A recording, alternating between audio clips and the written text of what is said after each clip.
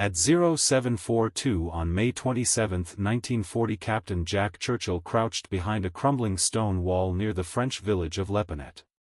He watched 5 German soldiers advance through the morning mist toward his position.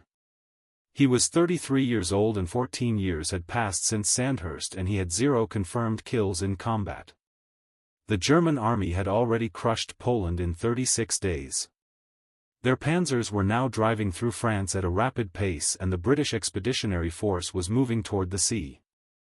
Churchill's company had lost 11 men in the past 72 hours. The Germans had stronger tanks and better aircraft and stronger coordination. British soldiers were dying by the hundreds along every road leading to Dunkirk. The retreat had turned into a rout. Officers were burning classified documents in ditches. Sergeants were burying equipment that they could not carry. Private soldiers were throwing away their rifles just to run faster toward the coast. But Jack Churchill was not running. He was carrying a 6-foot English longbow with a draw weight of 70 pounds. It had an effective range of 200 yards in the hands of a skilled archer. Churchill was highly skilled. He had represented Great Britain at the World Archery Championships in Oslo 11 months earlier. He placed 26th out of 63 competitors from 14 nations. He was not a champion, but he was skilled enough to place an arrow through a playing card at 50 yards. He was skilled enough to kill a man before that man could hear the shot. The German patrol was now at 30 yards. Close enough. Churchill could see the sergeant leading them. He appeared to be a veteran by the way he moved. He likely fought through the Polish campaign. The sergeant was scanning the hedge and checking windows and looking for expected threats such as rifles, machine guns and grenades. He did not expect to see a medieval weapon. Churchill drew the bowstring back to his ear. The bow creaked under the tension. His fingers found the familiar anchor position on the string. It was the same position he had used many times in practice. He had made this exact shot many times at targets. He had never made it with a human being as the target. The arrow flew. The German sergeant fell without a sound. The shaft was deep in his chest. It was the first confirmed longbow kill in a European war since the 17th century. It would be the last confirmed longbow kill of the entire Second World War. It happened because one British officer refused to accept that modern warfare had made ancient weapons useless. The British Army did not know how to handle Jack Churchill. He graduated from the Royal Military College at Sandhurst in 1926 and served with the Manchester Regiment in Burma. He spent a decade learning to be a conventional infantry officer. Then he left the army in 1936 because peacetime soldiering did not interest him. He worked as a newspaper editor in Nairobi in Kenya. He appeared in films as an archer and a bagpipe player, including a small role in The Thief of Baghdad. He rode motorcycles 1,500 miles across Burma and India and once crashed into a water buffalo on a rural road. When war broke out in September 1939, Churchill immediately rejoined his regiment. He did not return as a standard officer. He brought his longbow, which he had used in international competition. He brought his Scottish broadsword, a basket-hilted claymore like the ones his ancestors used in battle centuries before. He also brought a set of Highland bagpipes that he had learned to play during his time in Burma. His fellow officers viewed him as eccentric at best and possibly unstable. His commanding officers saw him as a liability. The War Office had no clear rules for officers who wanted to carry medieval weapons into combat against armored divisions armed with modern guns. Churchill did not care about their opinions. He had studied military history in detail. He understood that modern rifles were more accurate than longbows at long range. He knew that a Mauser rifle could fire about 15 rounds per minute while a longbow could release about 10 arrows. He also understood something that many leaders had overlooked. In close combat and in ambush situations and in hand-to-hand fighting, psychological impact mattered as much as firepower. A man charging with a broadsword and a war cry was more intimidating than a man firing from cover. A silent archer could also kill before being detected, and that gave an advantage that modern weapons could not fully replace. The British Expeditionary Force evacuated 338,000 soldiers from the beaches of Dunkirk between May 26 and June 4, 1940. Many left behind their weapons, vehicles, equipment, and sense of pride. They returned home defeated and exhausted while expecting a German invasion soon. Jack Churchill returned with his bow, his sword, and his bagpipes. He had helped cover the retreat of his company. He had already killed enemy soldiers using weapons that belonged to a different era, and he continued to move forward with that approach. Within weeks of returning from Dunkirk, Churchill volunteered for a new unit that the War Office was forming in secret. The unit was called the Commandos. The training was extremely harsh and more demanding than anything the British Army had previously attempted. The missions involved dangerous raids into Nazi-occupied areas. The expected losses were very high. Churchill asked for permission to carry his sword and bow during operations. The Commandos approved his request. By December 1941 he would lead men onto a frozen Norwegian beach at dawn with bagpipes sounding in the cold air and a broadsword raised high. The goal was to show that older methods of war could still be effective. The British Commandos were created out of necessity. In June 1940 Britain stood alone against Nazi Germany. Much of its equipment had been lost at Dunkirk. An invasion was likely. Prime Minister Winston Churchill called for a force that could strike back, even if only to prove that Britain remained active in the war. The concept was direct. Small teams of highly trained soldiers would raid the coastlines of occupied Europe. They would destroy targets, kill German forces, gather intelligence, and withdraw before reinforcements arrived. The missions were dangerous and the training was even more demanding. Only volunteers were accepted. Jack Churchill volunteered without delay. He joined No. 3 Commando in late 1940 and fully committed to the training program. The Commandos trained in Scotland in the area around Airy Castle. They marched 30 miles each day while carrying full equipment. They practiced amphibious landings in cold water. They trained to kill silently with knives, garrotes, and unarmed techniques. They fired live rounds over each other during exercises. Those who could not meet the standard were removed from the unit and sent back to their original units. Churchill performed strongly in every aspect. He was older than most of the volunteers, but he was stronger and more determined. He could march longer, shoot with greater accuracy, and fight with more endurance than men who were younger. He also had abilities that no other commando possessed. He could place an arrow into a target at 200 yards. He could play the bagpipes while marching toward combat. He could handle a broadsword with the skill of a trained warrior from earlier centuries. At first the other commandos did not know how to view him. Some believed he was trying to stand out. Others believed he was genuinely unstable. But as the training continued they began to understand his reasoning. Churchill did not carry ancient weapons because he believed they were better than modern firearms. He carried them because warfare was not only about killing. Warfare was also about psychology and fear. A German soldier facing a rifle understood the threat. He had trained against rifles and knew what to expect. But a German soldier facing a shouting man with a sword and bagpipes had no preparation for that situation.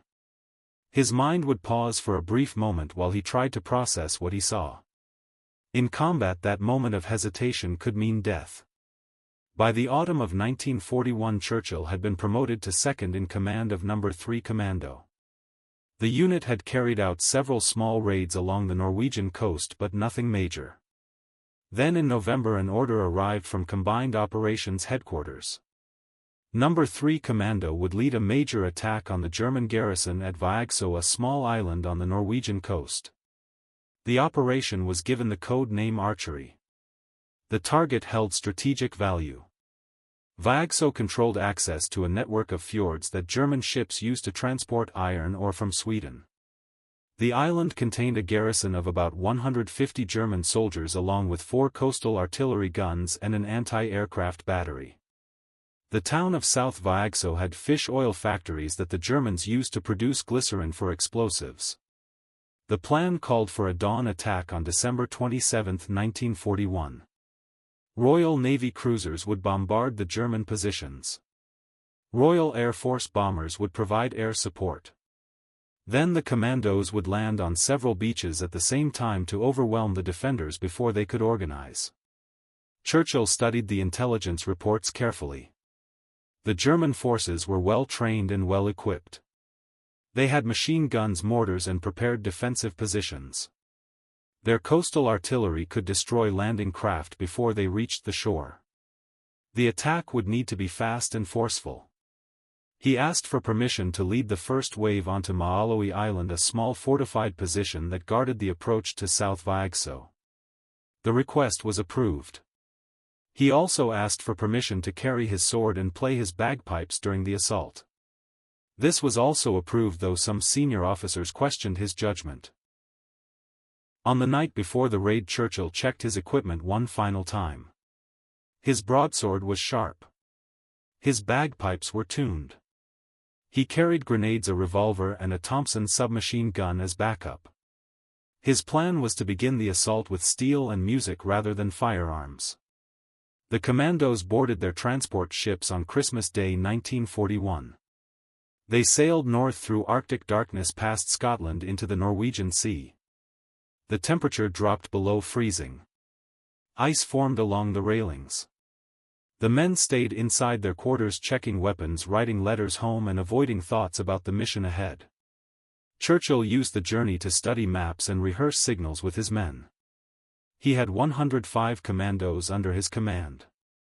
Their goal was to disable the German shore battery on Maalawi Island within 10 minutes of landing. If they failed, the entire operation would fail. German artillery would destroy the landing craft and many British soldiers would be lost in the freezing water. At 8:45 on December 27, 1941, the transport ships reached their launch point 12 miles from the Norwegian coast. The landing craft were lowered into the dark water. The commandos climbed down the nets in full combat gear. Churchill took his place at the front of the lead craft with his bagpipes in hand and his sword at his side. Within 90 minutes he would either be dead or remembered. The landing craft carrying Churchill and his 105 men moved toward Maalawi Island through a screen of smoke. Royal Air Force Hampton bombers had dropped smoke canisters along the shoreline to reduce visibility for the German gunners. The cruiser HMS Kenya fired at the shore battery with its 6-inch guns, and the sound echoed across the fjord. Explosions lit the Norwegian coast. Churchill stood at the front of the lead craft, fully exposed to enemy fire.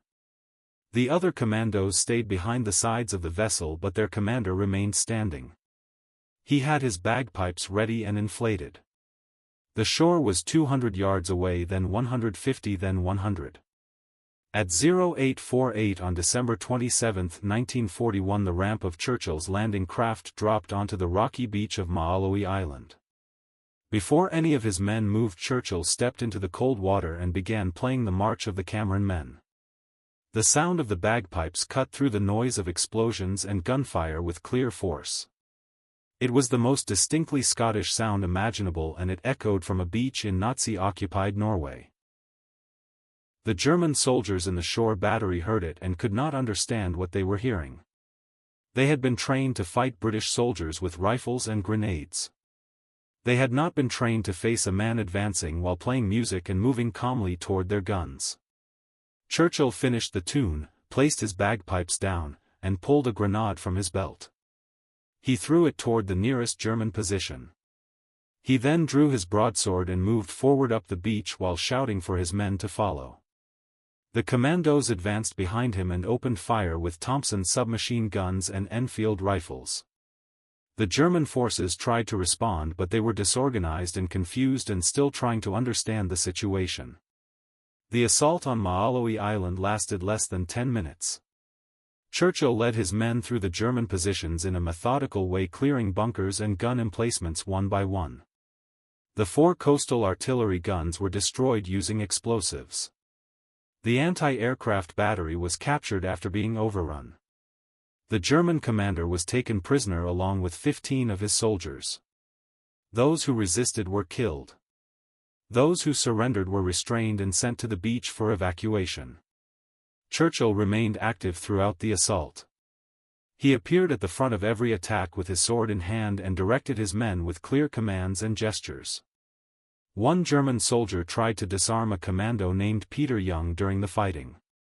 Young killed him with a single shot. Another German soldier who was severely wounded and in pain was given a mercy killing by a British soldier. Close combat in war was fast and extremely harsh. By 0900 Maalawi Island was secured. Churchill received a radio message from the main assault force attacking the town of South Viagso. They were facing strong resistance. German reinforcements had arrived during the night and the garrison was larger than expected.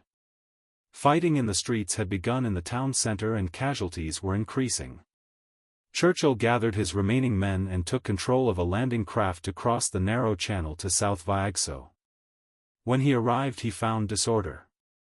German snipers were positioned in windows and on rooftops. Machine gun positions covered the main roads.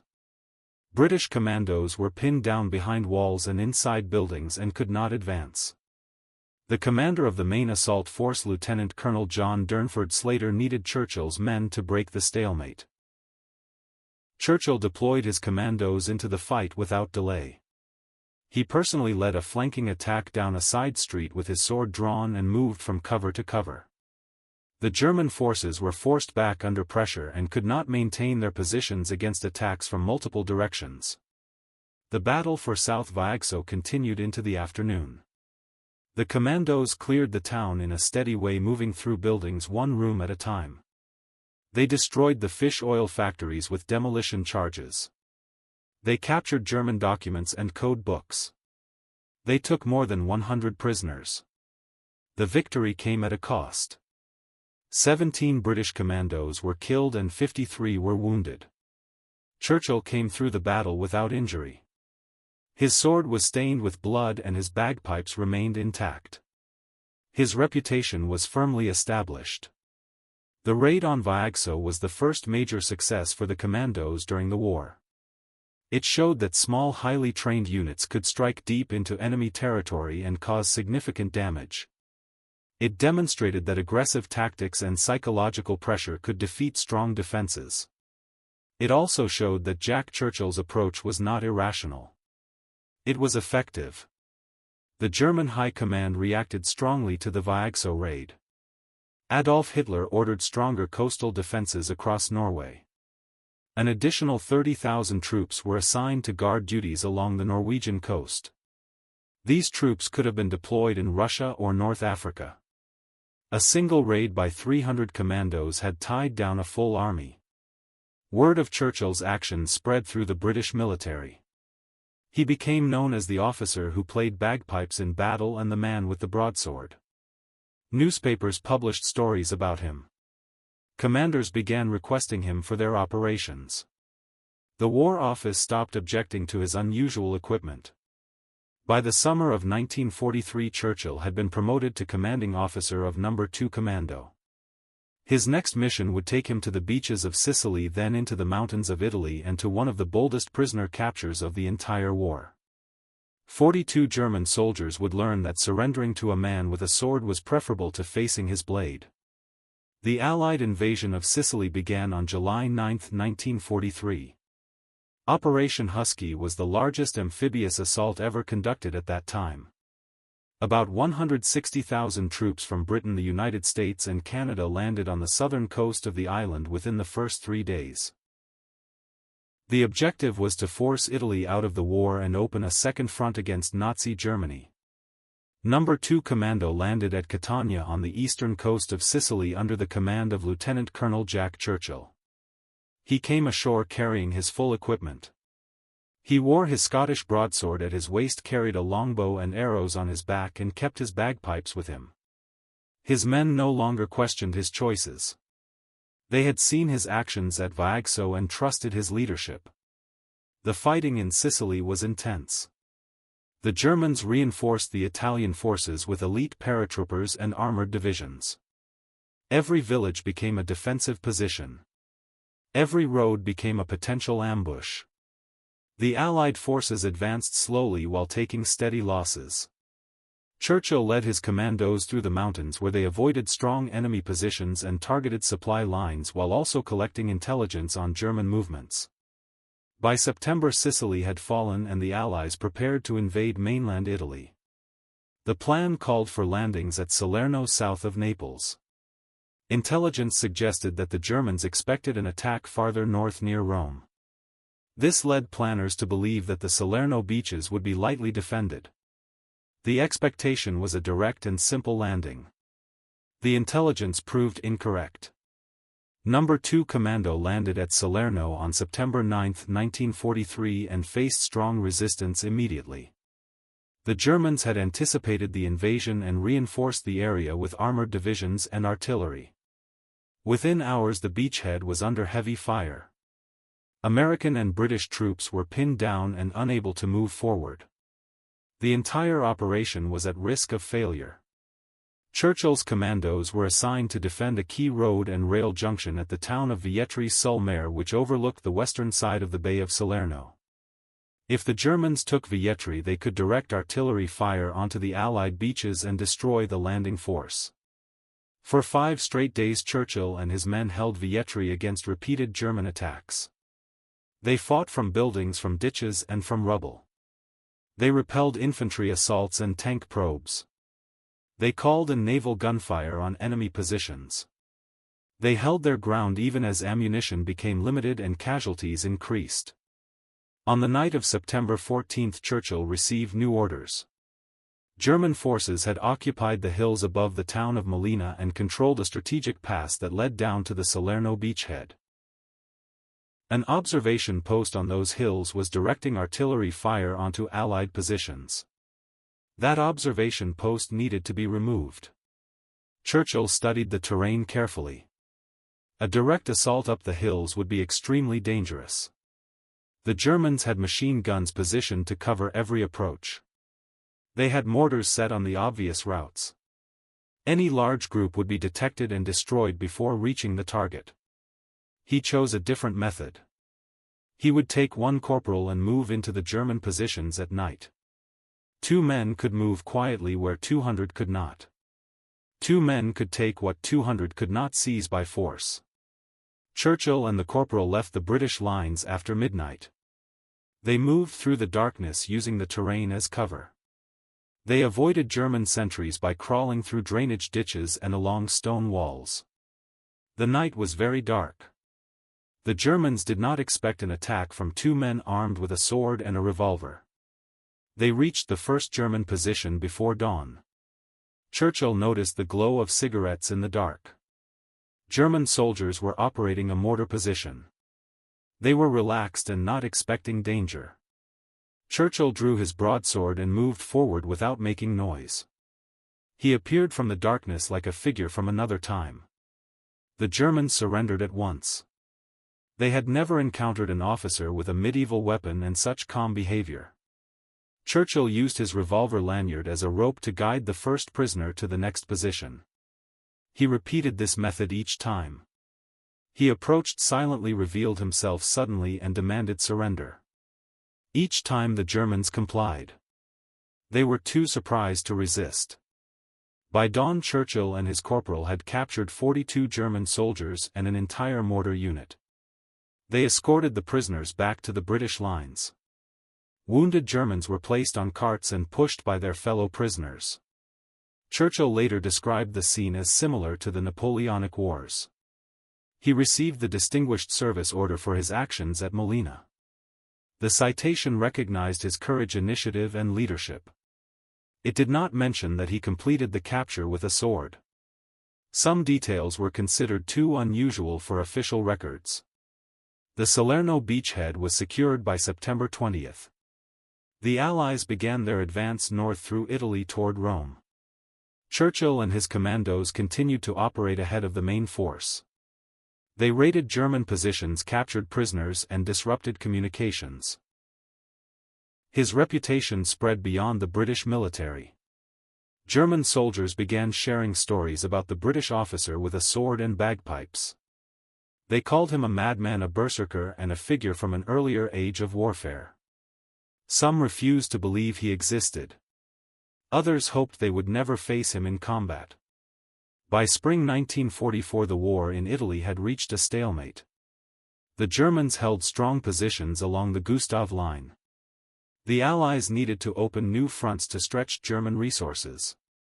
Churchill received orders transferring No. 2 Commando to Yugoslavia. They would support partisan forces against German occupation. The mission would be difficult. The terrain would be harsh. And the Germans would be ready for the man with the sword. German forces in Yugoslavia had already heard about Jack Churchill. Reports had circulated within German command describing the British officer who carried a sword and played bagpipes in combat. Some officers dismissed these reports as propaganda. Others took them seriously. All of them underestimated his abilities. By spring 1944 Yugoslavia was one of the most violent areas of the war. German forces controlled the cities and main roads. Communist partisans led by Josip Broz Tito controlled the mountains and forests. The fighting was severe. Prisoners were rarely taken by either side. Entire villages were destroyed in retaliation attacks. The Germans had deployed more than 500,000 troops to Yugoslavia and were still losing ground. The British government decided to support Tito's forces with weapons supplies and military advisors. The commandos would provide direct support in combat. Churchill and No. 2 Commando were sent to the Adriatic island of Vis in April 1944. From there they launched raids against German positions along the Dalmatian coast. Churchill approached the mission with strong focus. He studied the terrain, learned partisan tactics and planned attacks on German supply lines. The partisans respected his aggression and his willingness to fight alongside them. The Germans were about to learn that the man with the sword had arrived in their area. The first raid succeeded. Churchill led attacks on German outposts, destroying equipment and capturing prisoners. He moved through the mountains with his sword and bagpipes and encouraged the partisans with his boldness. The Germans responded by strengthening their positions and increasing patrols. They understood that something had changed. The raids were more organized, more aggressive and more effective. In May 1944 Churchill received orders to capture the German-held island of Brac. The island controlled key shipping routes along the Dalmatian coast. A German garrison of several hundred soldiers held fortified positions overlooking the beaches. Taking Brac would require a large-scale assault. Churchill organized his force. He had 43 commandos from No. 43 Commando, a troop from No. 40 Commando, and about 1,500 Yugoslav partisans. It was a combined force with different levels of training and capability. The British commandos were highly trained professionals. The partisans were courageous but had limited equipment and loose organization. Coordinating them in a complex amphibious operation would be difficult. The landing on Brac faced no resistance. The Germans had withdrawn from the beaches to prepare defensive positions in the hills. Churchill landed with his men on the night of May 2, 1944. The plan was for the partisans to advance immediately toward the German positions. Instead they hesitated. Their commanders saw the strength of the German defenses and chose to wait until morning. Churchill was deeply frustrated. The delay gave the Germans time to reinforce, prepare and request support. However, he could not force the partisans to attack. He remained with them through the night, knowing that the advantage of surprise had been lost. The assault began the next morning. No. 43 Commando launched a flanking attack on the German positions while Churchill led elements of No. 40 Commando in a direct assault. The partisans stayed at the landing area and provided no support. Churchill and his men were alone. The Germans were prepared. Machine gun fire covered the approaches to the hilltop positions. Mortar rounds exploded among the advancing commandos. Churchill continued forward with his bagpipes playing and his sword at his side, urging his men up the slope. The attack lost momentum. Men were being hit and ammunition was running low. A German mortar team had targeted Churchill's position. They fired directly into the group of commandos around him. The explosions killed or wounded everyone except Churchill. He survived because he had been standing slightly apart from the group while playing his bagpipes to support the advance. Churchill found himself alone on a hillside in enemy territory. His men were dead or injured around him. German soldiers were moving toward his position. He had no ammunition and no way to escape. He chose to sit on a rock and play his bagpipes. He played "Will Ye No Come Back Again." It was a Scottish lament and a final act of defiance in a moment where he faced overwhelming odds. The Germans approached with caution. They could not understand what they were seeing. A British officer surrounded by fallen men playing music while facing their rifles. They did not fire immediately. They were uncertain and possibly affected by the unusual situation. A German grenade exploded near Churchill and knocked him unconscious. When he regained consciousness, he was a prisoner. The Germans transported him to Berlin for questioning. They believed anyone with the name Churchill might be related to the British Prime Minister. They placed him under heavy guard and brought him to the capital in hopes of gathering intelligence about Allied plans. They found nothing useful.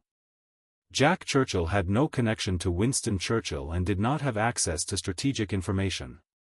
He was simply an officer who used swords and bagpipes. The Germans then sent him to Sachsenhausen concentration camp north of Berlin. It was a special facility for prominent prisoners, including political figures, resistance leaders, and individuals linked to important figures. Churchill was held alongside men who had opposed Hitler and expected to be executed at any time. For most prisoners, Sachsenhausen represented the end. For Jack Churchill, it was a temporary setback. Within 4 months he would attempt to escape. Within 8 months he would be back in action. The Germans had captured him, but they had not broken him. Sachsenhausen was not designed for prisoners like Jack Churchill. The camp held political prisoners, resistance fighters, and enemies of the Nazi state. Most inmates were forced into labor and suffered from starvation and harsh conditions. Many did not survive. The SS guards expected obedience, despair, and eventual death. Churchill did not show any of these responses. He was placed in a section called Zellenbau A, which was reserved for high-value prisoners who could be used as hostages or bargaining assets. His fellow prisoners included diplomats, politicians, military officers, and individuals suspected of having ties to Allied leaders. Among them were 3 Royal Air Force officers who had taken part in the Great Escape from Stalag Luft III in March 1944. 50 of their fellow prisoners were executed by the Gestapo after that escape. These 3 survived because they were considered valuable. Churchill immediately began planning an escape. He studied the layout of the camp, guard rotations, fence lines, and watchtower positions. He identified weaknesses in the perimeter. He formed alliances with other prisoners. Within weeks of arriving, he had developed a plan. Prisoners in Zellenbau A had access to a small garden near the perimeter fence. Churchill and his group began digging a tunnel from a drainage ditch in that area. They worked at night and concealed the removed soil under compost. They used spoons, pieces of metal, and their bare hands to dig through the ground. The tunnel stretched 110 meters and passed beneath the fence before emerging in a wooded area outside the camp. On September 23, 1944, Churchill and 4 other British officers crawled through the tunnel to freedom. They emerged into the darkness outside Sachsenhausen and scattered into the German countryside. Churchill paired with squadron leader Bertram James, one of the survivors of the Great Escape. Their plan was to travel north to the Baltic coast about 200 kilometers away and find a boat to neutral Sweden. For 2 weeks, Churchill and James moved on foot through Nazi Germany. They traveled at night and hid during the day. They stole vegetables from fields and drank from streams. They avoided roads, towns, and any place where Germans might spot 2 ragged men who did not speak the language. The weather was growing cold. Their clothing was inadequate. They had no maps, no compass, and no supplies beyond what they could take along the way. They reached within a few kilometers of the Baltic coast before their luck ran out. A German patrol spotted them near the town of Rostock and demanded identification. Churchill and James had none. They were arrested, interrogated, and identified as escaped prisoners from Sachsenhausen. The Germans returned them to captivity but not to Sachsenhausen. Churchill was sent to a camp in Austria deep in the Alps far from Allied lines. By late 1944 the war was clearly turning against Germany. The Soviets were advancing from the east and the Allies were pushing through France toward the Rhine. For a prisoner in an Austrian mountain camp, liberation seemed impossibly distant. Churchill spent the winter of 1944–45 as a prisoner. He watched Germany collapse around him. Allied bombers flew overhead daily. News came about Soviet advances, the fall of Berlin, and Hitler's increasingly desperate orders. The guards grew nervous and uncertain, aware that they might soon face justice for their crimes. In late April 1945, Churchill and roughly 140 other prominent prisoners were transferred from Austria to the Tyrol region of Italy. The SS intended to use them as hostages, bargaining chips in negotiations with the advancing Allies. The prisoners were marched through the mountains under heavy guard, not knowing whether they would be released or executed. The end came unexpectedly. A group of prisoners approached senior Wehrmacht officers expressing their fear of being killed by the SS. The officers listened. A German army unit under Captain Wichard von Alven Slaben moved to protect the prisoners. The Wehrmacht soldiers outnumbered the SS guards. After a tense standoff, the SS withdrew. The prisoners were abandoned in a small Italian village, free but still in enemy territory. Most of the liberated prisoners waited for Allied forces to arrive. Jack Churchill did not. He had been a prisoner for nearly a year. He had escaped once, been recaptured, and survived. He was not going to sit idle while there was still a war to fight. Churchill began walking south toward Allied lines. He covered 150 kilometers on foot through the Italian Alps, crossing mountain passes and avoiding German stragglers. His ankle was injured. He had no food, no weapons, no identification. He walked anyway.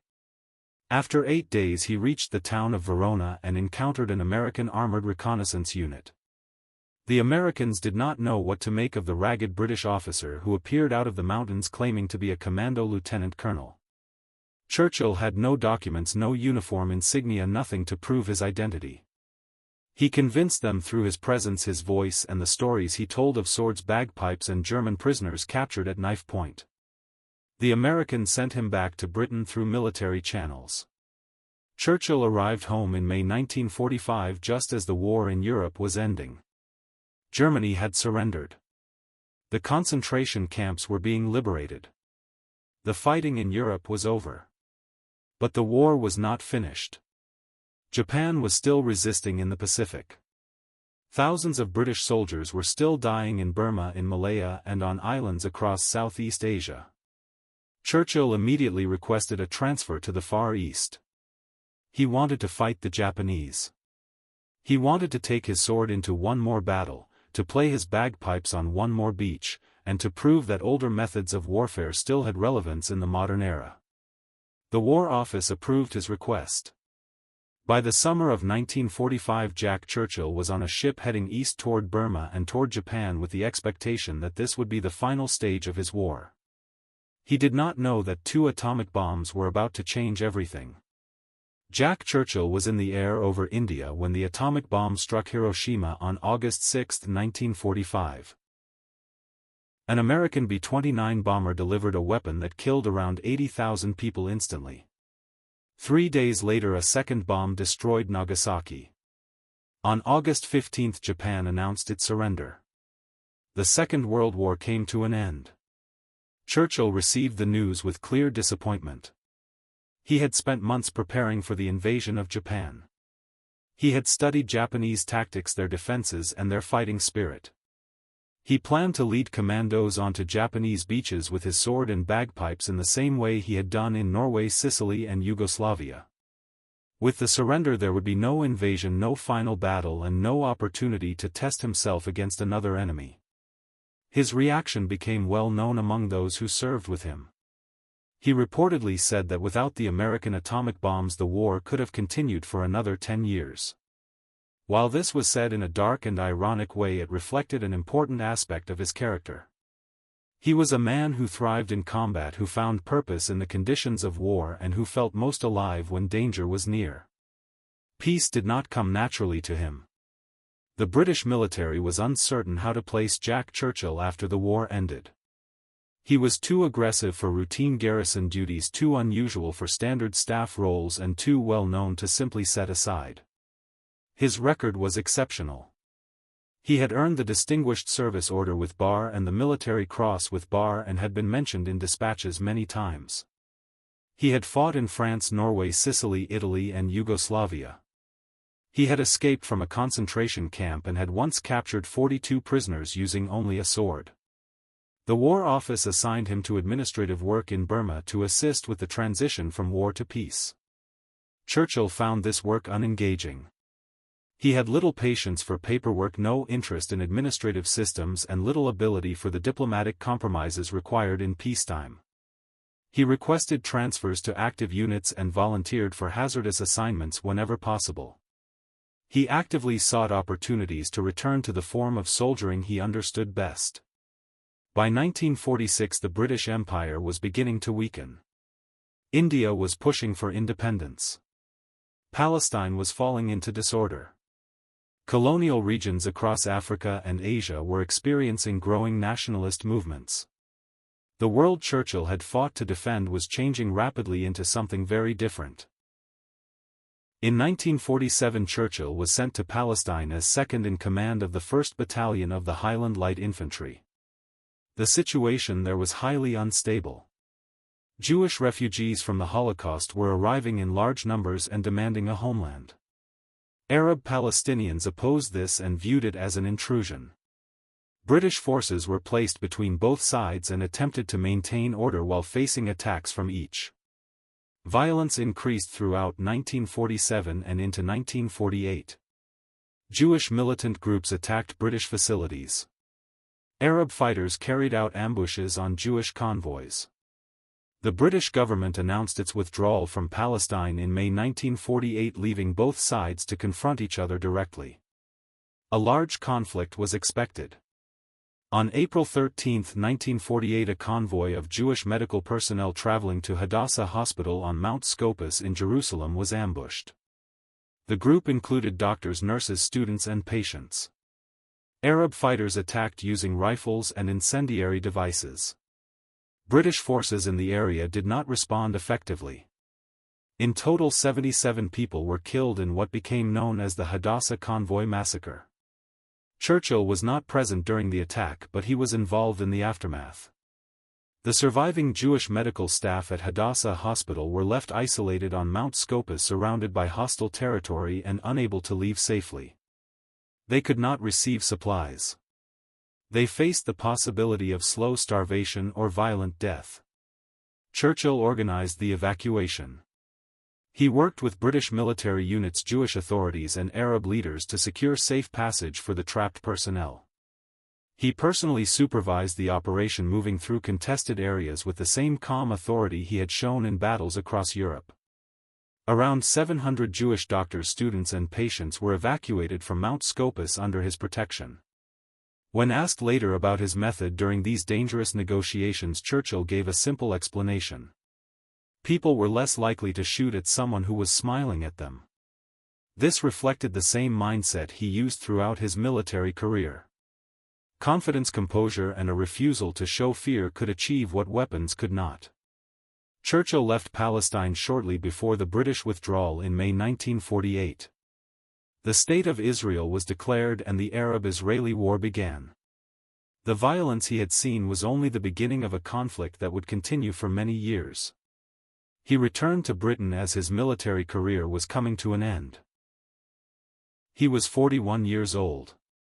He had fought in one of the largest wars in history. He had survived injuries, capture, and time in concentration camps. He had received honors that few soldiers achieve, and yet he did not know what to do with the rest of his life. The British Army offered him training roles, staff positions and administrative work. Churchill accepted these duties without enthusiasm. In his 40s he trained as a parachutist and made jumps from aircraft to experience that sense of risk again. He also trained new soldiers in commando tactics, passing on the skills he had developed in Scotland and applied across Europe. However, peacetime service could never match the intensity of combat. Churchill needed another challenge and another way to feel alive. He found it in an unexpected place.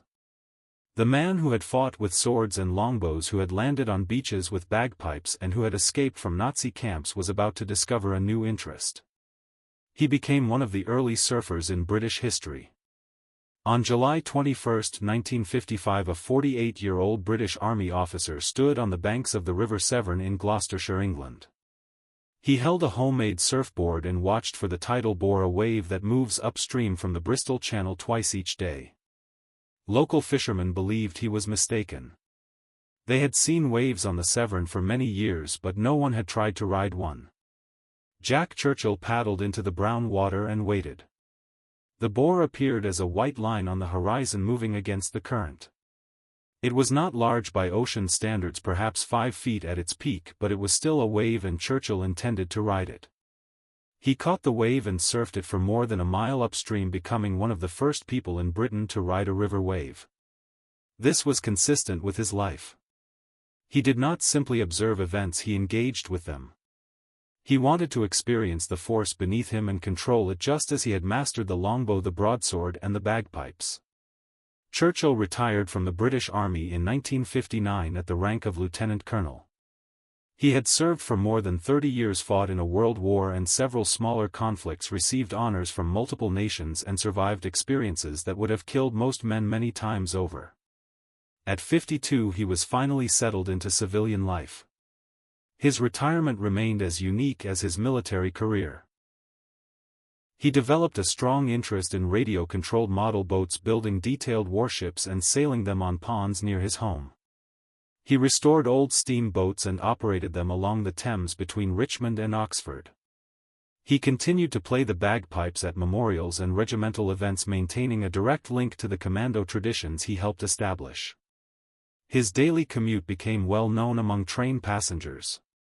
Churchill would travel home from London each evening, and when the train passed his house he would open the window and throw his briefcase onto the tracks. Passengers were often surprised. In reality, Churchill had measured the exact point where his garden met the railway line.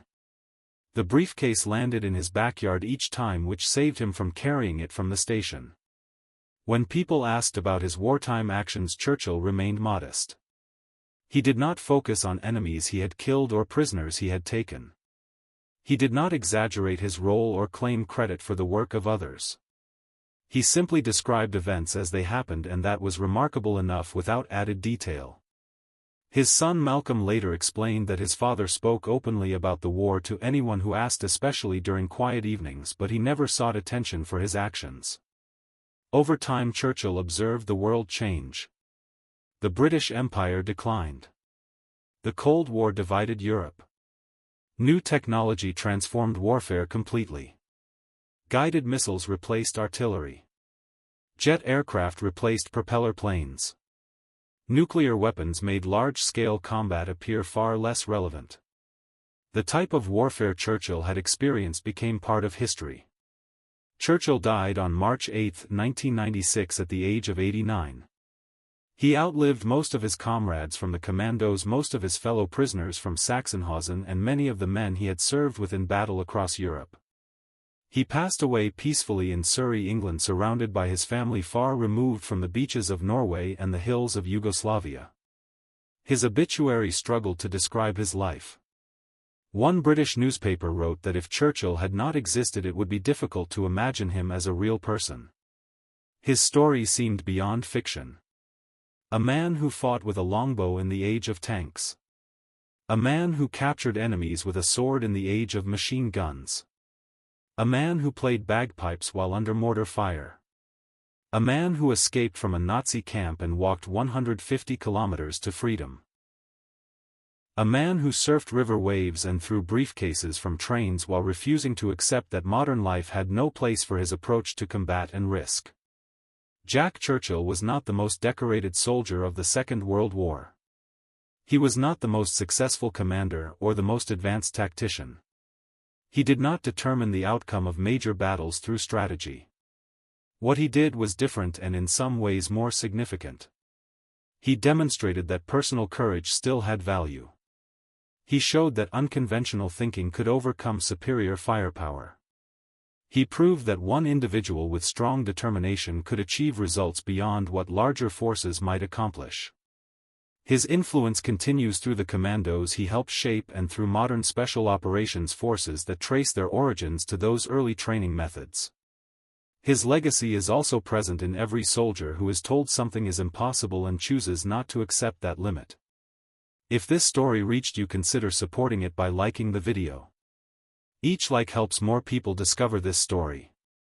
Subscribe and enable notifications to stay updated as we continue to share historical accounts that are often overlooked.